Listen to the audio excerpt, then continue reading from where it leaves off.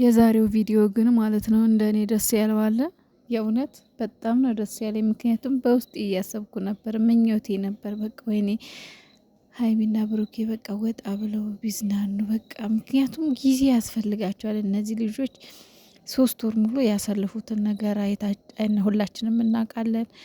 እንደገና ደግሞ በቃ አላለል ብዙ ነገር አሳልፈዋል እና በቃ የሆነ ዘና ቢሉ ፈታ ቢሉ እያልኩ ምኞቴ ነበረ። እንዲሁም ደግሞ አንዳንዶች ትናንትና ኮሜንት ላይ አይቼ ነበረ ተዝናኑ ፈታ በሉ የሚልና ደስ ብሎኛል። ዛሬ የእውነት በጣም በጣም ቃል የለኝም የዛሬው ደስታዬ ማለት ነው።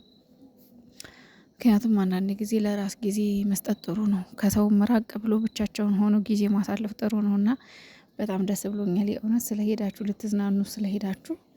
ለዛውን ደብረ ዘይቱ በጣም ደስ የሚል ቦታ እና በጣም ደስ ብሎናል። ምንጊዜም ፏ በሉልን፣ ምንጊዜም ደስተኛ ሆኑልን። እንግዲህ ብሩኬ መቼም ያው በፕራንክ አይታማም አይደል? አይታማም። በእርግጥ ሀይሚ ትበልጣለች፣ ግን ያው ዛሬ ደግሞ አብረን ካላደርን በቃ ብሎ እንትን ብሏታል። ፕራንክ አጠርያለች፣ ፕራንክ አድርጓታል። ያው ይህንን ያደረገበት በነገራችን ላይ ሀይሚዬን ስለሚተማመንባት ነው። ሁለተኛ ነገር ደግሞ ቪዲዮውን ትልቅ ትምህርት አለው። ቪዲዮውን እስከ መጨረሻ እያያችሁ ላይክ እያደረጋችሁ ቢያንስ ቪዲዮ ይታይላቸው ባካችሁ። እንደዚህ ደስ በሚል ቪዲዮ ሲመጡ ላይክ አድርጉ፣ ቪዲዮ ይታይላቸው በፈጠራችሁ። የምር በቃ በጥሩ ስራ ሲመጡ ቪዲዮ ይታይላቸው በፈጠራችሁ።